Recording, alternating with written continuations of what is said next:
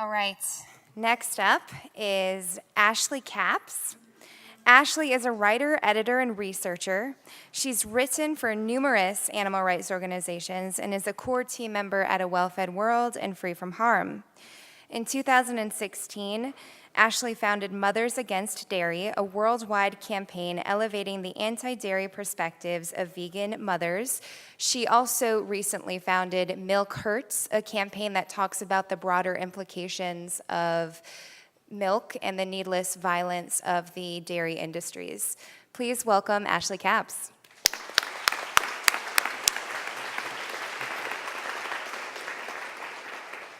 Thank you so much. Oh, my mic. So it's actually helpful probably that this spotlight, I can't really see any of you, but I'm not very comfortable in front of a room full of people anyway, so I won't have to pretend like I'm making eye contact with a bunch of you. And I also have to ask your forgiveness well, I am pretending to make eye contact, but if you remember that student in class who was always saying, when the teacher asked for a response to a question, there was always that one student who would say, can I just read what I wrote? That's always me, because my brain's all over the place. So I have some notes here, and I hope you'll forgive me if I'm looking at them a bit. Always try to tackle too much when I give a talk. So I would actually like to just start with a quote that means a lot to me from a writer and speaker and teacher named Will Tuttle, because I think one thing about advocacy that's really important to me, vegan advocacy, is clarity of message and always trying to help people get at the core of what's wrong, though, what's really wrong at the core of, using animals. And so I'm just going to start with this quote that I think is really clarifying. And he says, "Harboring the idea of owning another living being is in itself an act of violence. And our outer violence toward non-human animals, which is so devastating to us all, springs from this idea. The vegan idea of compassion for all life has at its core this same idea that we are never owners of others. We can be their guardians, companions, friends, protectors, admirers, and appreciators, and this blesses us far more than we might think. The move from owner to guardian frees both the owner and the owned, and establishes the foundation for peace, freedom, and justice. We are all harmed by the culturally mandated ownership mentality that reduces beings to mere commodities, whether for food, clothing, entertainment, or the myriad of other uses. It is long past time for us to awaken from the cultural trance of owning our fellow beings." And I couldn't agree with that more. And that's where everything that I work for comes from, that position, that belief.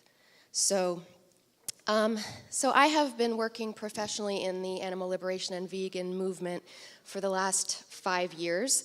I spent most of my adult life before that in academia and sort of the literary world. I'm a poet, and I structured most of my adult life, around just finding ways to work on poems. And then I had a sort of crisis of identity in 2011 and realized I wanted my writing to be doing more work in the world for the things and beings that I care about. And so here I am. And I do believe that poetry still informs my work and my writing for animals.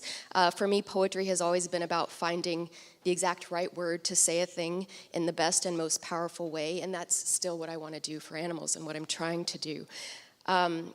Poetry for me has also always been about a quality of attention in the world, an act of mindfulness and close attention, and thus about empathy, which I think results from those things, a habit or a practice of closer looking, which is actually all that veganism is for me as well.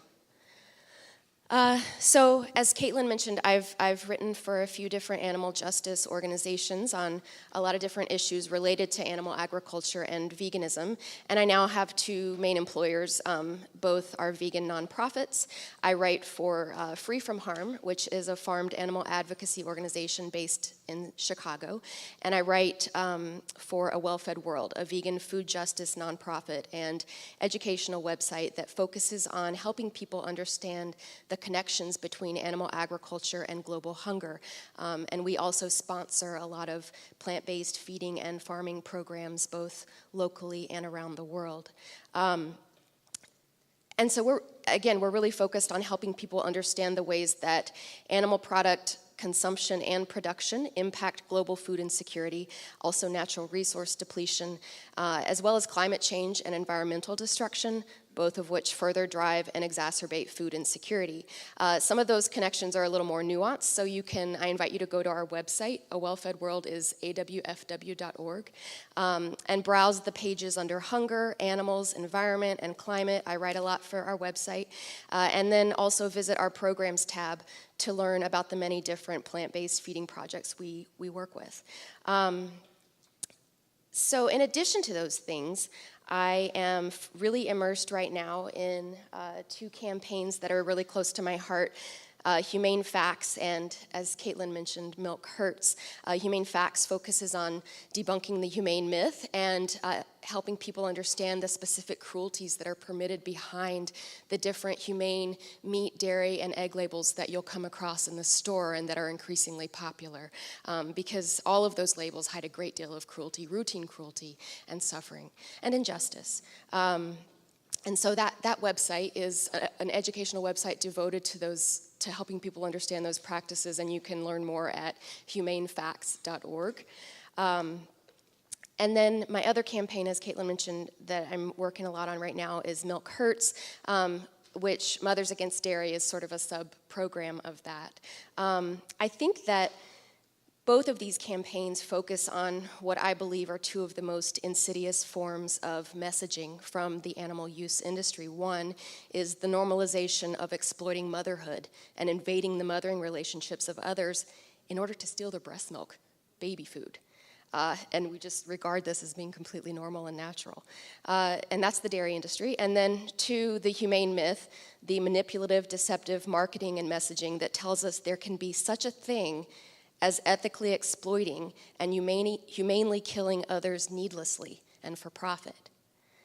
I focus on the humane myth because I believe that it is our use of other animals and not the question of whether this use is more rather than less cruel, more rather than less confining, more rather than less humane, that is the fundamental wrong when using them is not necessary to our survival.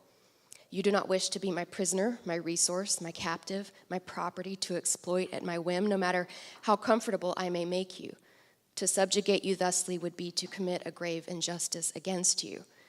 To presume that it doesn't matter to animals whether or not we use them, and to assert that we are thus entitled to do so simply because we can, is to advocate the philosophy that might makes right, which is the principle behind most of the worst atrocities in human history. And I maintain a view fundamentally incompatible with social justice and moral progress. So I'll just talk a little bit more about why these 2 campaigns are important to me, and then in some of the other questions that Caitlin will ask, I'll talk about specific forms of advocacy. And so for the Milk Hurts campaign, that was just launched. The website will come later this year. But I've been working for the last year on Mothers Against Dairy, which is a program of Milk Hurts. I'm not actually a mom myself, and so some people are like, wow, you founded this group about mothers.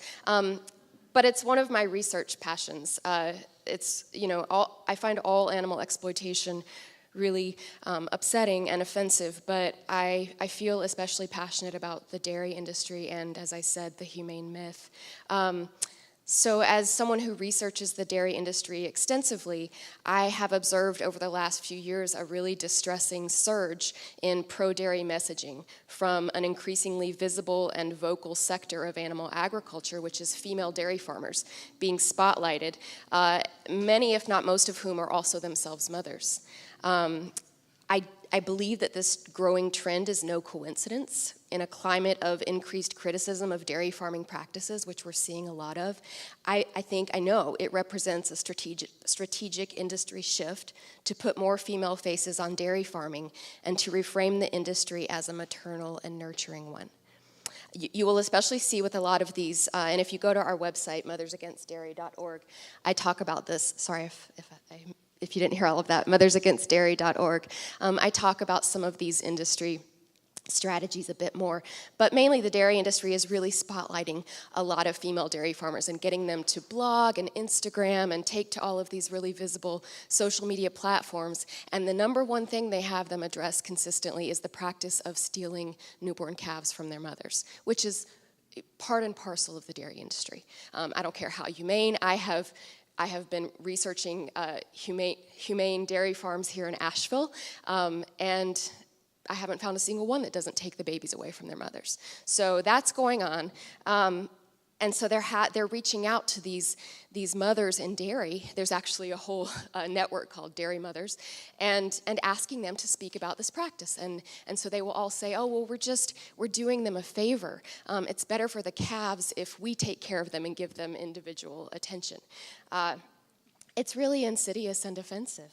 And so I focus on that. I am fortunately frequently privy to messages from mothers relating how the process of becoming a mother led them to see the dairy industry for what it truly is, an assault on motherhood and bodily sovereignty. The insights that these mothers relate articulate a uniquely powerful perspective, and I think a much-needed counter-narrative that I believe deserves a larger audience. I think it's a powerful tool and pushback against this messaging from the dairy industry.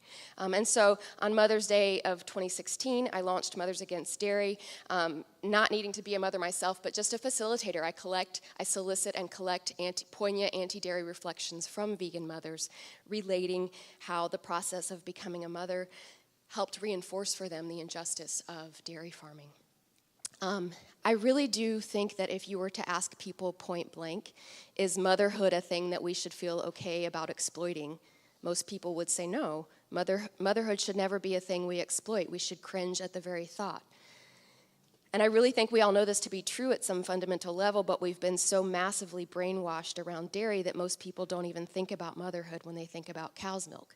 They think cows eat grass. Cows turn grass into milk for humans. I went vegetarian at 12, but I was 25 before it occurred to me that that was what was going on.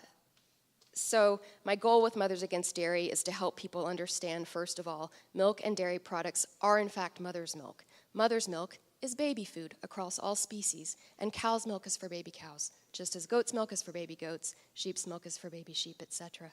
And from there, the hope is to get a conversation going around the fact that at its core, dairy is the exploitation of mothers, the farming of mothers for their breast milk. Just think about that sentence.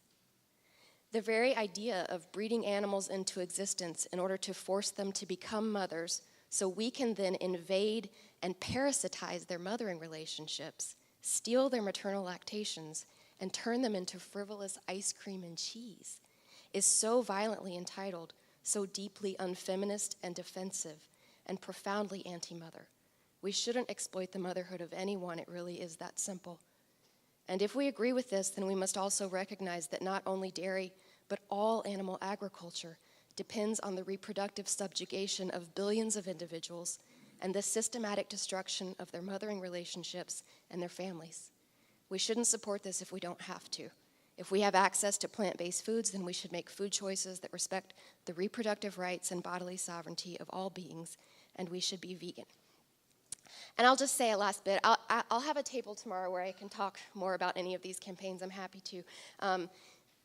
The other work that I'm really passionate about doing, as I mentioned, is the Humane Myth. And I really believe that it's a good thing that people care about making choices that cause less suffering to animals. But this kind of language, humane, ethical meat, ethical slaughter, really deflects and distracts from the violence that's going on and being supported and chosen with these choices. Proponents of so-called humane meat, dairy, and eggs always confront an unavoidable paradox. The movement to treat farmed animals better is based on the idea that it is wrong to subject them to unnecessary harm. But killing animals we have no need to eat constitutes the ultimate act of unnecessary harm. It's an inherent paradox, and it doesn't hold up. I'll end just my first bit with one other quote. I'm always collecting quotes. I'm a writer. I love words. And I believe that words matter. But one other quote that means a lot to me. It's by a writer named Linda Clark. And she says, "When we use other individuals They have not a thing to call their own, not their bodies, not their children, not even their very lives, nothing. Reduced to commodities and resources, every moment of their existence is governed by human economics of the service that can be taken from them. The cash value of such substances as milk, eggs, body fibers that can be stripped from their living bodies, and ultimately the value per kilo of their pitiful corpses hacked and sawed to pieces. Our use of them is thorough and utterly pitiless. These are the innocent victims of our deluded species. They do not live as we know and value the word. They endure an existence. They are powerless, brought into the world by violation on an industrial scale for the sole purpose of gratifying human indulgence. It doesn't have to be this way. We can thrive without causing this devastating harm. Start today, be vegan. That's Linda Clark. Thank you.